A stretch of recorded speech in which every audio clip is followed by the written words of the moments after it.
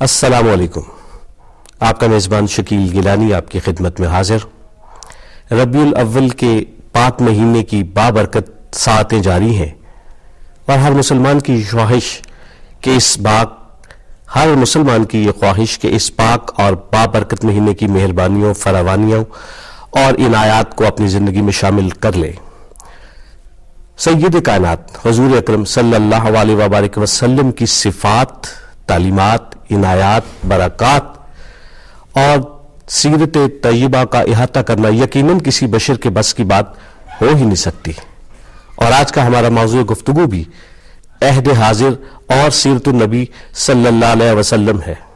اور اس اہم موضوع پہ گفتگو کے لیے ہمارے بے حد معزز مہمان ہمارے ساتھ اسٹوڈیوز میں موجود ہیں. میں یہ کرتا چلوں کہ آپ ایک بہت بڑے علمی و ادبی ورثے کے امین ہیں. جہاں معاشرتی مسائل پہ گہری نظر رکھتے ہیں، وہاں سیرت النبی صلی اللہ علیہ وسلم کا وسیع مطالعہ رکھتے ہیں. نہ صرف یہ بلکہ یہ بھی عرض کرتا چلوں کہ آپ کی سفیر آف اسپیشلائزیشن بھی سیرت النبی صلی اللہ علیہ وسلم ہی ہے. آپ ہیں سجادہ نشین سید محمد حبیب عرفانی چشتی. میں بہت شکر گزار ہوں جناب پاکستان ٹیلی ویژن کی جانب سے آپ نے وقت نکالا، ہمارے اسٹوڈیوز میں آپ تشریف لائے. حدیث نبوی ہے کہ مسلمان وہ ہے جس کے ہاتھ اور زبان سے دوسرا مسلمان محفوظ رہے. کیا موجودہ دور میں یہ سب چیزیں نظر آتی ہیں؟ گیلانی صاحب، سب سے پہلے میں آپ کا بھی مشکور اور پی ٹی وی کا بھی مشکور. آج ہم یہاں بیٹھے ہیں اس ذات مبارک کے تذکرے کے لیے کہ جن کے لیے آواز حق جو بلند ہوا کہ لولا لما خلقت الافلاق، کہ یا رسول اللہ صلی اللہ علیہ وآلہ وبارک وسلم، اگر آپ نہ ہوتے تو میں یہ کائنات ہی تخلیق نہ کرتا. سبحان اللہ. اس کائنات میں تمام تر خوبصورتیاں، تمام تر حسن اس ذات مبارک کے صدقے میں ہے. نبی کریم صلی اللہ علیہ وآلہ وبارک وسلم کا ارشاد گرامی ہے کہ میں اس کائنات میں لوگوں کے اخلاق سنوارنے کے لیے آیا ہوں. سبحان اللہ. بعثت لأتمم الاخلاق، مکارم الاخلاق. نبی کریم صلی اللہ علیہ وآلہ وبارک وسلم کی ذات ان کو کسی بھی حیثیت میں دیکھیں، کہ بطور حکمران کے دیکھیں، بطور شوہر کے دیکھیں، بطور باپ کے دیکھیں، بطور رشتہ دار کے دیکھیں، یا لوگوں کے ساتھ، غیر مسلموں کے ساتھ خاص طور پر مذاکرات کرنے والے دیکھیں کہ بطور حکمران جو مذاکرات کیے، یا غیر مسلموں کے ساتھ جس طرح کا سلوک روا رکھا، مدینہ منورہ کی ریاست جس طرح سے تشکیل پائی اور چند سالوں میں اس کا رقبہ 30,000 مربع کلومیٹر تک پہنچا. سبحان اللہ. تو یہ آپ کی ذات مبارک تھی، آپ کا حسن اخلاق تھا. آپ کی ذات جو بیان میں تھی وہی عمل میں تھی، کہ جو کچھ بات ارشاد فرمائی وہی عمل میں آئی بات. کہ نبی کریم صلی اللہ علیہ وآلہ وبارک وسلم کی ذات کے اگر غیر مسلموں کے ساتھ مذاکرات کی بات ہے، ان کے ساتھ ملاقاتیں ہیں، گفت و شنید ہے، کہ نجران کے عیسائیوں کا وفد جب مسجد نبوی میں حاضر ہوتا ہے مذاکرات کے لیے اور ان کی عبادت کا وقت ہوتا ہے، تو انہیں مسجد مبارک ہی میں یہ اجازت عطا فرمائی جاتی ہے کہ وہ اپنی طریقے کے مطابق، اپنے جو ان کے رسم ہے اس کے مطابق نماز ادا کر لیں. سبحان اللہ. نبی کریم صلی اللہ علیہ وآلہ وبارک وسلم کی ذات کہ اس میں جو آپ نے حدیث مبارک بیان فرمائی کہ مومن وہ ہے جس کے ہاتھ اور زبان سے دوسرے محفوظ رہیں. بے شک. اس کو خاص طور پر اگر ہم موجودہ حالات میں دیکھتے ہیں تو یقیناً جس طرح کے معاملات چل رہے ہیں، جس طرح کی چیزیں چل رہی ہیں، جس طرح کے واقعات چل رہے ہیں، تو یہ کسی بھی با ایمان کا کام نہیں ہے کہ قرآن مجید میں جس طرح مساجد میں دھماکے اور لوگوں کو روکنے کی کوششیں، یا اور جو بابرکت مقامات ہیں، مزارات ہیں، یا اس طرح کی جگہ جو ہیں، کہ قرآن مجید میں جو ارشاد مبارک ہے کہ جو ایسے لوگ جو لوگوں کو مسجدوں میں اللہ کے ذکر سے روکتے ہیں اور اس میں خرابیوں کی کوشش کرتے ہیں، واسافی خرابہ، تو یہ معاملات جو ہیں اس طرح کی صورتیں جو ہیں، اس طرح کی کیفیتیں جو ہیں، یقیناً یہ با ایمان لوگوں کا کام نہیں کہ ایمان وہ ہے کہ جس کا اللہ تعالیٰ کی ذات پر ایمان، اس کی تمام تر صفات پر ایمان، اور اس کے بعد نبی کریم صلی اللہ علیہ وآلہ وبارک وسلم کی ذات پر ایمان. اور نبی کریم صلی اللہ علیہ وآلہ وبارک وسلم کی ذات پر ایمان کی جو بات آتی ہے کہ جس طرح قرآن مجید میں ارشاد فرمایا کہ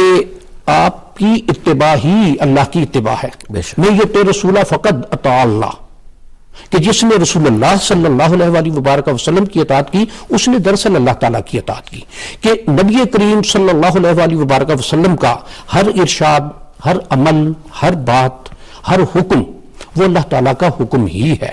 کہ اس میں جس طرح سے سب سے پہلی بات ہم جو دیکھتے ہیں کہ مواخات مدینہ کی جو بات ہے کہ جب صحابہ کرام مہاجر ہو کے مدینہ منورہ گئے ہیں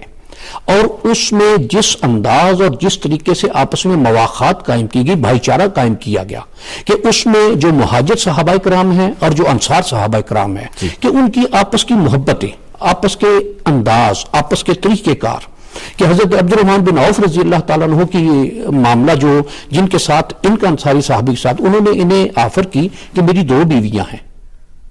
تو آپ جس کی طرف اشارہ فرمائیں گے میں اس کو طلاق دے دیتا ہوں، آپ اس سے شادی فرما لیں.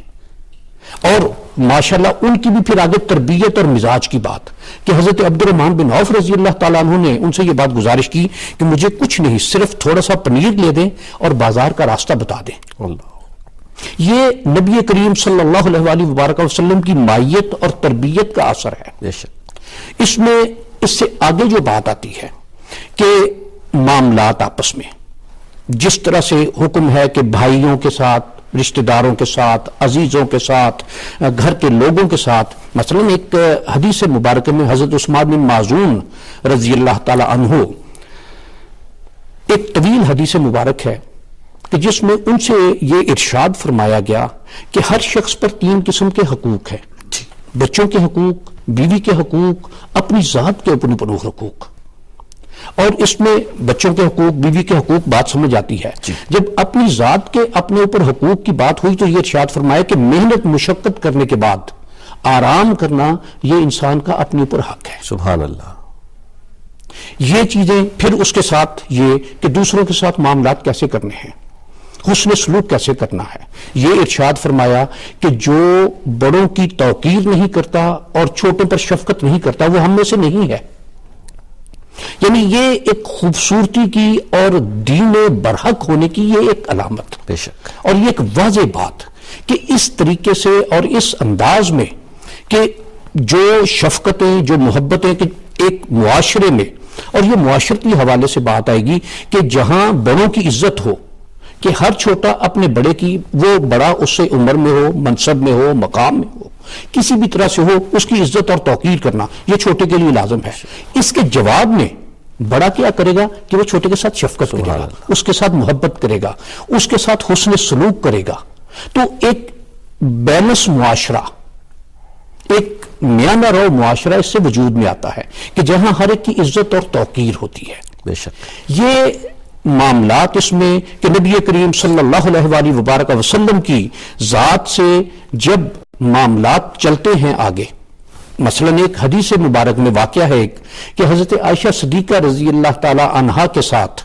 ایک موقع پر ریس لگی اور اس میں حضرت عائشہ صدیقہ رضی اللہ تعالی عنہا جیت گئی. تو اگلے سال کے لیے دوبارہ چیلنج فرمایا کہ اگلے سال میں دوبارہ یہ ریس ہوگی اور یہ ساتھ یہ بھی چیلنج کہ اگلے سال میں جیتوں گا. سبحان اللہ، سبحان اللہ. تو یہ وہ ذات رحمت ہیں بے شک کہ جن کے لیے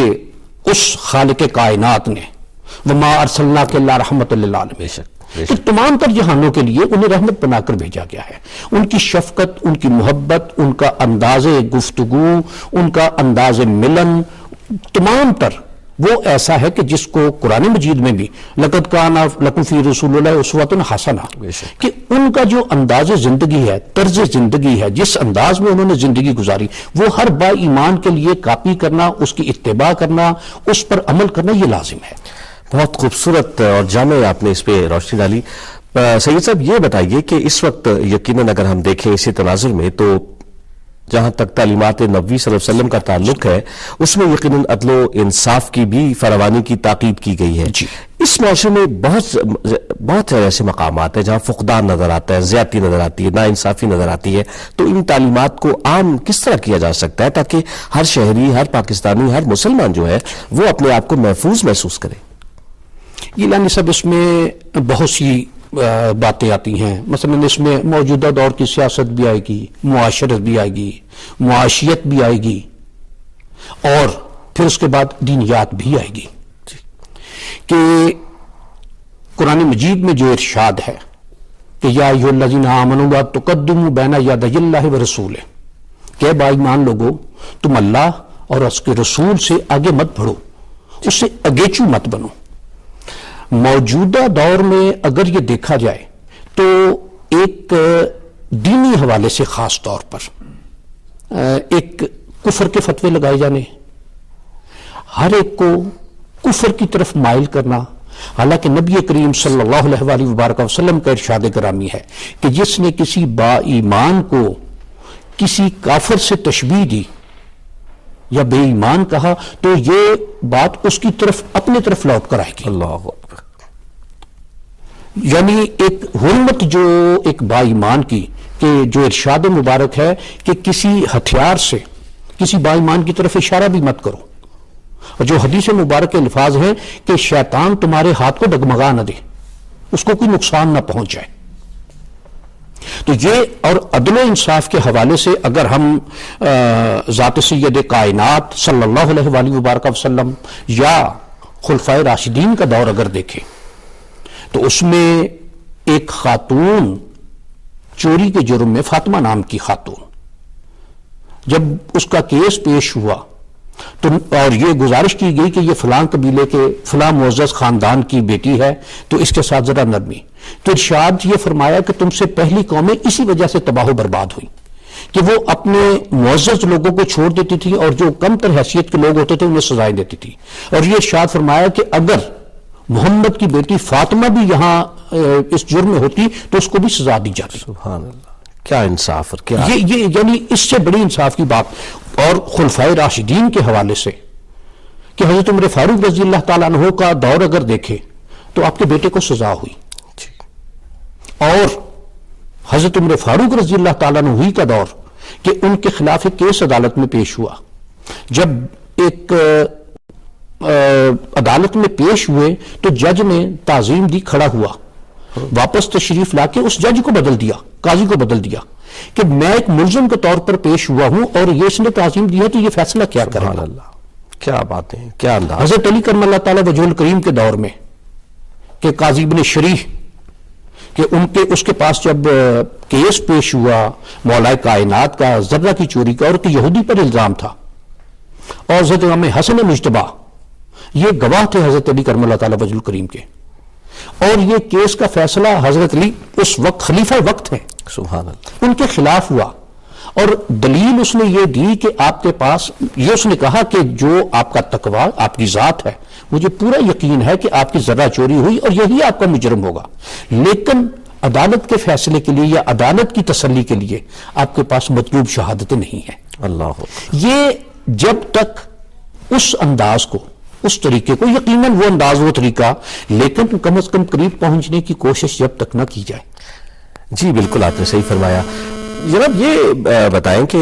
یقیناً اگر مطالعہ کیا جائے اور اس پہ عمل پیرا ہو تو نبی کریم صلی اللہ علیہ وسلم نے جو تعلیمات عطا کی ہیں اس میں ریاستی نظام کے بہتر معاملات کو سنبھالنے کے لیے بھی بہت ساری تعلیمات ہیں. جی، تو اس حوالے سے ہم یہ چاہیں گے کہ جو تعلیمات نبوی صلی اللہ علیہ وسلم ہیں وہ کیا ہیں؟ کیا ان کا آج استعمال یا ان کا اس کو اس انداز سے نبھایا جا رہا ہے؟ دیکھیے، نبی کریم صلی اللہ علیہ وآلہ وبارک وسلم کی ذات وہ ایک کسی مخصوص وقت کے لیے، مخصوص علاقے کے لیے یا مخصوص مقام کے لیے نہیں. بے شک وہ رحمت للعالمین ہے. بے شک وہ پوری کائنات کے لیے ہے، اس کائنات کے ہر گوشے کے لیے ہے. اس کائنات سے ماورا جتنی بھی کائناتیں ہیں کہ جس کو مفسرین کرام نے 18,000 جہان کہا ہے کہ عالمین کا جو معنی ہے کہ 18,000 جہان، تو وہ نبی کریم صلی اللہ علیہ وآلہ وبارک وسلم تمام جہانوں کے لیے رحمت ہے. بے شک وہ اس وقت بھی رحمت تھے، وہ آج بھی رحمت ہیں. جب تک یہ کائنات موجود ہے وہ رحمت اسی طرح برستی رہے گی. بے شک. معاملہ جو ہے وہ یہ ہے کہ جس طرح سے قرآن مجید میں نے پہلے بھی آیا مبارکہ کہ میں یطیع رسول فقط اطاع اللہ، کہ رسول اللہ صلی اللہ علیہ وآلہ وبارک وسلم کی اطاعت ہی دراصل اللہ تعالیٰ کی اطاعت ہے. جب تک ان احکامات پر عمل پیرا رہیں گے، اس ذات مبارک کے عمل مبارک کی اتباع کرتے رہیں گے. ایک مثلا اور وَمَن یعص اللہ ورسولہ، کہ جس نے نافرمانی کی اللہ کی اور اللہ کے رسول کی تو وہ جہنم میں جلا گیا اور ہمیشہ اس میں رہے گا. یہ نبی کریم صلی اللہ علیہ وآلہ وبارک وسلم کی ذات ہمارے لیے ایک نمونہ ہے، ایک سیمپل ہے، ایک ایگزامپل ہے کہ جہاں کہیں جس معاملے میں جس بات میں رہنمائی کی ضرورت ہو اس ذات مبارک کی طرف دیکھ لیں ایک طرف تو یقیناً وہاں سے رہنمائی ملے گی. مسئلہ مزاج میں اور اندرون میں ایک اخلاص اور اس اتباع کی خواہش ہونی چاہیے تو یقیناً ہر شے ملتی ہے وہاں سے. بڑی اچھی بات آپ نے فرمائی. حضور یہ بتائیے کہ تعلیمات نبی صلی اللہ علیہ وسلم جو ہے یہ زندگی میں ہر شعبے میں ہماری مدد، رہنمائی اور دستگیری فرماتی ہیں، لیکن کیا وجہ ہے کہ ہم آپس کے معاملات میں رواداری، اخوت، پیار، اخلاق یا اخلاص جو ہے اس کو نظر انداز کرتے جا رہے ہیں اور معاشرتی اور معاشی سطح پہ اس کے نتائج جو ہیں وہ اس انداز سے نہیں آ رہے؟ آپ کیا سمجھتے ہیں کہ ہمیں یہ رہنمائی جو ہماری اس میں ہمارے جو مذہبی اسکالرس ہیں یا ہمارے جو انسٹیٹیوشنز کے جو علماء حضرات ہیں، کیا آپ سمجھتے ہیں کہ وہ کوئی بہتر رول ادا کر سکتے ہیں لوگوں کو ایجوکیٹ کرنے کے لیے، ان تک تعلیمات نبوی صلی اللہ علیہ وسلم کو عام کرنے میں؟ گیلانی صاحب اس میں بات آپ کی بالکل بجا ہے اور یہ یقیناً ہمارا مذہبی طبقہ ہی اس کو بات کو آگے لے کر چل سکتا ہے. لیکن میں معذرت کے ساتھ ایک بات کہوں گا کہ ہمارے معاشرے میں اس وقت جو تفریق پیدا کر دی گئی ہے اور مذہبی معاملات میں یا مذہبی حیثیت میں جو لوگ ہیں ان کو ایک طرح سے باقاعدہ میرے خیال لفظ نامناسب نہ ہو کہ لیٹ ڈاؤن کیا جاتا ہے اور ان کو اس طرح کی. دوسری بات یہ ہے کہ اس میں کچھ نہیں خاصی حد تک مذہبی طبقے کا ہی کریکٹر ہے. جس طرح سے رواداری، برداشت، تحمل ہمیں اسوہ حسنہ میں ملتا ہے، ہمارے مذہبی طبقے میں وہ نہیں ہے اس طرح سے کہ ہر کوئی اس وقت صرف اپنے آپ ہی کیوں مسلمان کہے جا رہا ہے، یعنی اس کے نزدیک دوسرا ہر کوئی کہ جس طریقے یا جس انداز کے مطابق یا جو اس کے نظریات ہیں جو اس سے ہٹ کر ہے اس کو وہ فوراً ایک لمحے میں کفر کا فتویٰ دے دیتا ہے. اور میں نے یہ حدیث مبارک آپ کے سامنے کہ یقیناً علماء کی نظر میں یہ حدیث مبارک ہوگی، لیکن ایک یہ بات کہہ دینا، اور میں ایک درمیان میں ایک بات اور گزارش کروں گا کہ موجودہ دور میں اصل مسائل سے ہٹ کر فروعی اختلافات پر، چھوٹی چھوٹی باتوں پر اس کو ایمانیات کا درجہ دے دیا گیا ہے. مذہبی بحثیں یہ مدتوں سے صدیوں سے چلی آ رہی ہیں، لیکن یہ پہلے صرف مذہبی لوگوں کا جو اس میں باقاعدہ ایک رائے رکھتے تھے ان کے لیے یہ بات ہوتی تھی، لیکن اب یہ نکل کر عوام میں آ گئی ہیں کہ جن کا نہ اتنا علم ہے نہ ان کے اتنی وسعت ہے، تو وہ جو چھوٹی یا معمولی باتیں ہیں، جو فروعی باتیں ہیں کہ مثلا ایک چیز نماز کا طریقہ، اب یہ کوئی اتنی بڑی بات نہیں ہے کہ جس پر ایمانیات پر معاملہ بات چلی جائے، لیکن ہمارے ہاں اب یہ بات ہو رہی ہے کہ فلاں میں اس طریقے پر نماز ادا کرنے والا ہوں، فلاں جو ہے وہ چونکہ اس طریقے پر نماز ادا نہیں کرتا تو اس لیے وہ دائرہ اسلام سے خارج ہے. تو یہ چیزیں جو ہیں، یہ انداز جو ہیں، یہ طریقے جو ہیں کہ یہ اگر ان کو درست کیا جائے، صحیح رکھا جائے اور صحیح عوام کی رہنمائی کی جائے کہ جو معمولی باتیں ہیں، جو فروعی اختلافات ہیں، جو چھوٹی باتیں ہیں جن کا ایمانیات کے ساتھ تعلق نہیں ہے، ان کو نہ چھیڑا جائے. ٹھیک جی، یہ بڑی اچھی بات آپ نے کی. عرفان صاحب، میں آپ سے یہ پوچھنا چاہوں گا کہ ربیع الاول کے حوالے سے اس کی اہمیت جو ہے وہ یقیناً ہر مسلمان کے لیے ایک منبع ایمان ہے، لیکن اس کے باوجود ہم اس رہنمائی سے ابھی تک قاصر ہیں جس کی ہمیں ضرورت ہے. اس حوالے سے آپ کیا کہنا پسند فرمائیں گے؟ دیکھیے ربیع الاول ایک ایسا بابرکت مہینہ، ایک عظمتوں والا، ایک برکتوں والا، کہ جس ماہ میں نبی کریم صلی اللہ علیہ وآلہ وبارک وسلم کی اس کائنات میں تشریف آوری ہے، کہ جس طرح حضرت حسان بن ثابت رضی اللہ تعالیٰ عنہ کی نعت ہے کہ آپ جیسا حسین آج تک اس کائنات میں کسی آنکھ نے دیکھا ہی نہیں ہے، سبحان اللہ، سبحان اللہ، اور جو آپ کا جمال ہے وہ کسی ماں نے آج تک نہیں جانا، سبحان اللہ، سبحان اللہ، اور آپ وہ ہیں کہ جیسے آپ نے چاہا آپ تخلیق کیے گئے۔ نبی کریم صلی اللہ علیہ وآلہ وبارک وسلم کی ذات وہ ہر حوالے سے اس کائنات میں ایک مکمل ترین ذات کے طور پر تشریف لائے، سبحان اللہ، کہ وہ اللہ تعالی کے ہاں سے جو تخلیق اول ہے، ظہور آخر ہے، بے شک، کہ جو ارشاد فرمایا کہ میں اس وقت بھی تھا جب آدم جسم اور روح کے درمیان تھے، اور دوسری روایت میں کہ جب جسم اور مٹی کے درمیان تھے۔ سبحان اللہ، تو یہ ذات جو اس کائنات میں تشریف لائی، وہ ذات جو اس کائنات کی تخلیق کی وجہ ہے، وہ ذات کہ جو تمام تر حسن، اخلاق، اچھائی، نیکی سب کا وہ مرقع ہے، اس ذات مبارک کی یاد، یہ یقیناً اس اللہ کی بارگاہ میں ایک شکر ادا کرنا ہے کہ اس نے ہمیں اس امت میں پیدا کیا ہے جو اس کے محبوب صلی اللہ علیہ وآلہ وبارک وسلم کی ہے، اور اس ذات مبارک کی اتباع اور اطاعت کہ قرآن مجید میں بے شمار جگہ پر اس کا تذکرہ ہے، بے شک، یہ ایک صحیح با ایمان ہونے کا حق ہے کہ اس ذات مبارک کے نقش کف پا کو دیکھتے ہوئے، اس ذات مبارک کے عمل مبارک کو دیکھتے ہوئے، اس ذات مبارک کے جو احکامات ہیں ان کو سمجھتے ہوئے زندگی گزارنا، یہ ایمان کی معراج ہے۔ اور انسان جو اس کائنات میں آیا ہے، اس نے اس کو جو تخلیق دی اور اس کے لیے جنت اور دوزخ کا تو جنت جو ملے گی جس کا وعدہ کیا گیا ہے، وہ اسی ذات مبارک کی اطاعت اور اتباع کے صدقے میں ملے گی، کہ کل ان کنتم تحبون اللہ فاتبعونی یحببکم اللہ یغفر لکم ذنوبکم، کہ یا رسول اللہ صلی اللہ علیہ وآلہ وبارک وسلم آپ ارشاد فرمائیے کہ اگر تمہیں اللہ تعالیٰ کی چاہت ہے تو میری اتباع کرو،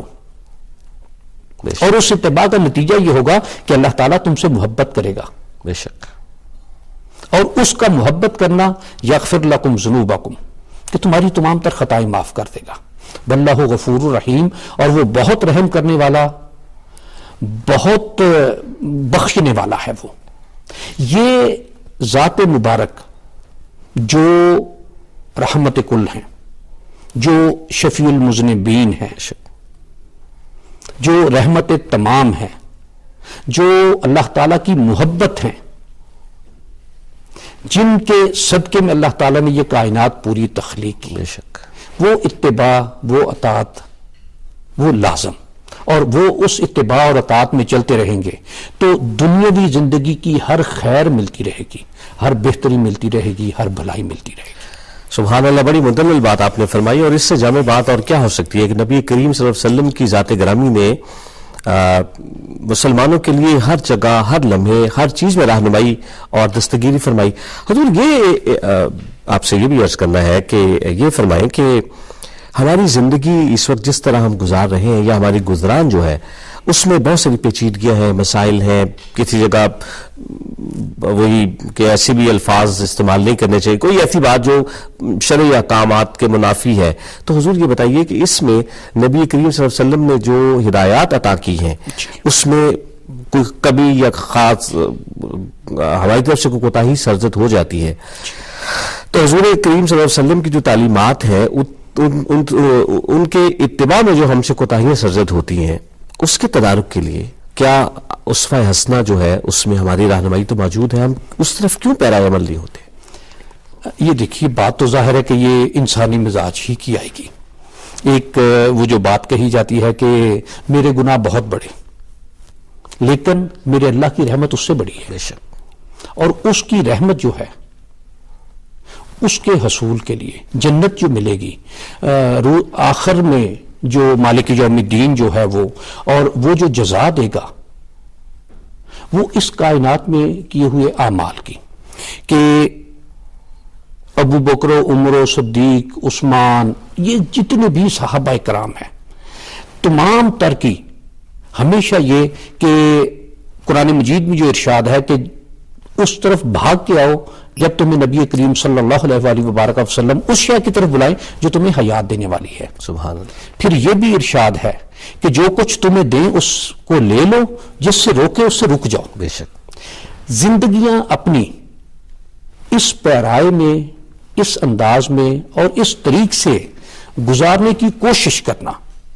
یقیناً انسان بھول چوک اس میں موجود ہے لیکن اگر کوئی بھول ہوئی یا کوئی کمی ہوئی کسی جگہ اور جو قرآن مجید میں کہ ربنا لا تؤاخذنا ان نسینا او اخطانا کہ بار الہ مجھ سے جو کوئی بھول ہوئی جو کوئی خطا ہوئی اس پر میرا مواخذہ نہ کرنا. جناب یہ فرمائیے کہ سیرت النبی صلی اللہ علیہ وآلہ وسلم کی روشنی میں ہم اپنی زندگی کو کس طرح بہتر بنا سکتے ہیں؟ ہمیں کیا کیا اقدامات اپنی زندگی میں شامل کرنے چاہیے، ان کو فالو کرنا چاہیے تاکہ ایک سچے سچے اچھے اور بہترین انسان اور مسلمان ہم بن سکیں؟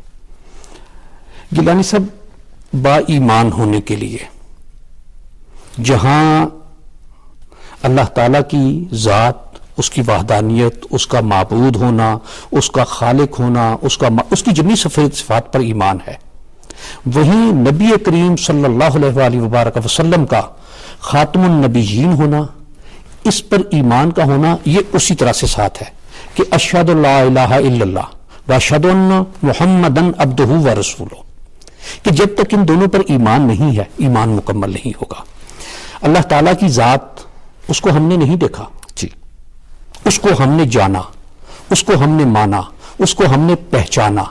اور پہچانا اس طرح سے کہ جس طرح سے نبی کریم صلی اللہ علیہ وآلہ وبارک وسلم کی ذات عالی نے ارشاد فرمایا قرآن مجید کا اور اس کی صفات کے بارے میں جو تعلیم دی آمنا صدقنا. اگلی بات یہ آتی ہے کہ زندگی اس کے مختلف پہلو ہیں. معاشی زندگی ہے معاشرتی زندگی ہے گھریلو زندگی ہے عزیز و اقارب کے ساتھ معاملات یہ جب بے شمار معاملات چلتے ہیں اس میں اپنی ایک کوشش کاوش اور اس کے لیے تربیت کا اس کے لیے علم کا حصول اس کے لیے ساری چیزیں کہ جو کچھ معاملات ہیں ذات سید کائنات صلی اللہ علیہ وآلہ وبارک وسلم نے اس میں کیسے ارشاد فرمایا. جی اب جس طرح یہ حضرت عثمان بن معذون رضی اللہ تعالیٰ عنہ کی حدیث مبارک وہ واقعہ میں نے گزارش کی کہ اس میں کہ بیوی کے حقوق بچوں کے حقوق اپنی ذات کے اپنے اپنے حقوق اور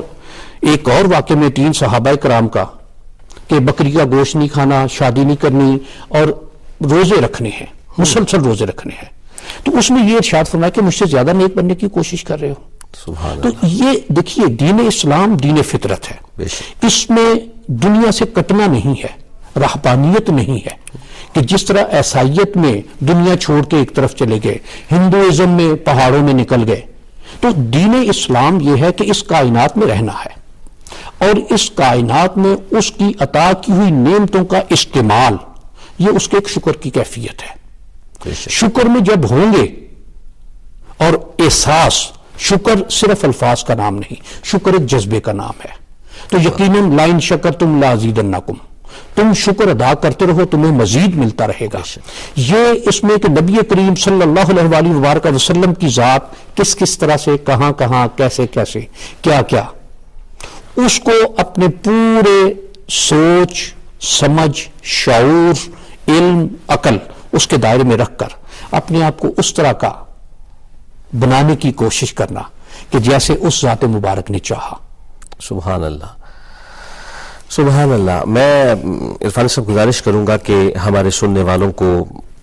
آج کے دن کی مناسبت سے یعنی ماہ ربیع الاول کے حوالے سے کوئی پیغام دینا چاہیں، کوئی میسج دینا چاہیں پاکستان ٹیلی ویژن کے اس پروگرام کے توسط سے؟ میں ایک ہی بات گزارش کروں گا کہ محبت، رواداری، احترام اور احترام آدمیت، احترام انسانیت، قرآن مجید میں بے شمار جگہ پر مثلا قولوا للناس حسنا، کہ لوگوں کے ساتھ اچھی گفتگو کرو، اور معاملات جو ہیں وہ صرف با ایمان لوگوں کے ساتھ نہیں، ایک اپنے آپ کو اس طریقے سے دوسرے کے سامنے پیش کرنا، اپنی مزاج کو، اپنے عمل کو، اپنی سوچ کو، اپنی عقل کو، اپنے تمام تر گزران کو اس انداز میں کہ دیکھنے والا یہ کہے کہ یہ اسلام جھلک رہا ہے اس کی زندگی میں، اس کے انداز میں، اس کے طریقوں میں، اور اللہ تعالی ہمیں اس کی توفیق عطا فرمائے کہ نبی کریم صلی اللہ علیہ وآلہ وبارک وسلم کی ہم اس انداز میں اطاعت، اتباع کر سکیں اور اس ذات مبارک کے ساتھ اس طرح محبت کر سکیں جو اس ذات مبارک کا حق ہے۔ عرفان صاحب یہ فرمائیے کہ اس وقت پوری دنیا میں مسلمان تنزلی کا شکار ہیں،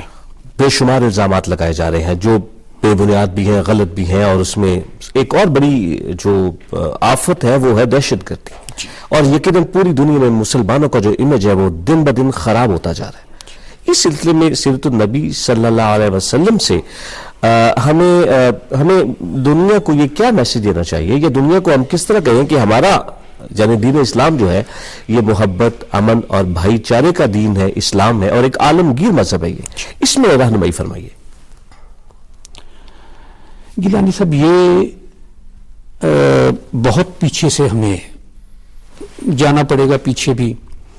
کہ اگر ہم تاریخ اسلام کے آغاز میں دیکھیں تو ایک خوارج کا فتنہ آیا کہ جس نے دین اسلام کو بہت نقصان پہنچایا، پھر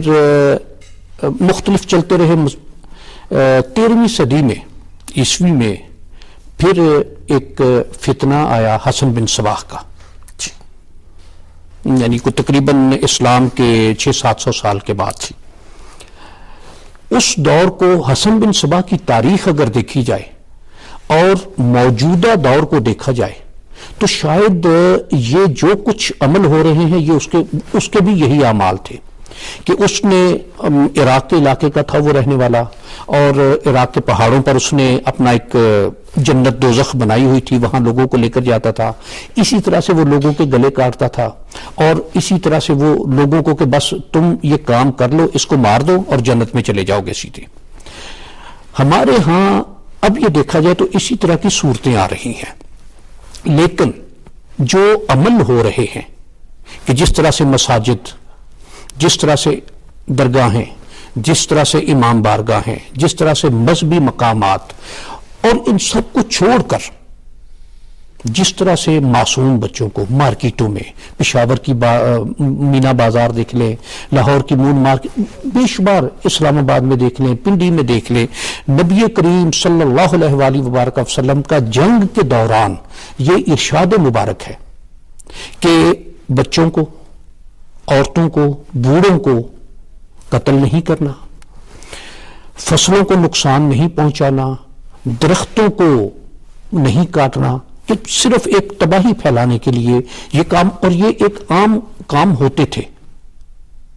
اب بھی ہوتے ہیں، لیکن جہاں جہاں اسلام پہنچا، بلکہ میں اگر یہ کہوں، یہ شاید غلط ٹرم میں نے استعمال کر لی، کہ مسلمان فوجیں جہاں جہاں پہنچی، کسی جگہ یہ چیز نہیں ملتی کہ شہروں کو جلا دیا گیا، بے دریغ قتل عام کیا گیا۔ یہ حکم نبی کریم صلی اللہ علیہ وآلہ وبارک وسلم کا موجودہ دور، اور ایک انحطاط کا دور، ایک فرسٹریشن، اور اس میں ہر طرح کا الزام مسلمانوں پر، اس میں جو میرے نزدیک سب سے بڑی وجہ ہے وہ دین سے دوری ہے، دین سے برگشتگی ہے، کہ دینی تعلیمات ان کو ایک طرف چھوڑ دیا گیا اور دنیاوی معاملات میں آ کے اتنا۔ اور ایک چیز دیکھیں ایک علمی حوالے سے کہ ہمارے ہاں اب دو طبقات ہیں، ایک وہ جو مدرسے کا پڑھا ہوا ہے، ایک وہ جو یونیورسٹی کا پڑھا ہوا ہے. مدرسے میں پڑھا ہوا جو ہے اس کے نزدیک یونیورسٹی میں پڑھنے والا جو ہے وہ اسلام سے کوسوں دور ہے، اور جو یونیورسٹی پڑھنے والا ہے اس کے نزدیک مدرسے سے پڑھا ہوا شخص ایک جاہل مطلق ہے کہ جس کو دنیا کا کچھ پتہ نہیں ہے. یہ تفریق یقیناً نام تو اغیار ہی کا دیں گے کہ اغیار نے ہی یہ تفریق پیدا کی. اب ہمارے ہاں بھی ایسے ایک سو کال پروگریسو آپ کہہ لیجئے ان کو کہ جو دینی شاعر کا مذاق اڑانا اپنی جگہ ایک فرض سمجھتے ہیں اپنے آپ کو، لیکن اگر تعلیمات اسلام کی دیکھی جائیں، ان کا مطالعہ کیا جائے، ان پر غور کیا جائے، تو وہ پورے دنیاوی معاملات کا احاطہ کرتی ہیں. جی بے شک. علم کے حوالے سے مثلا میں دونوں فریقین کے حوالے سے کہ مدرسے میں پڑھنے والا اس کے نزدیک انگریزی پڑھنا یا یہ چیزیں یا سائنس پڑھنا یہ کفر کے زمرے میں آ جاتی ہے بات. کہ غزوہ بدر جب ہوا تو جو قریشی جنگی قیدی بنے اور ان میں جو پڑھے لکھے لوگ تھے ان کا فدیہ جو اس وقت 3 سے 4 ہزار درہم تھا وہ معاف ہو کے اور یہ کہ مسلمان بچوں کو پڑھنا لکھنا سکھائیں.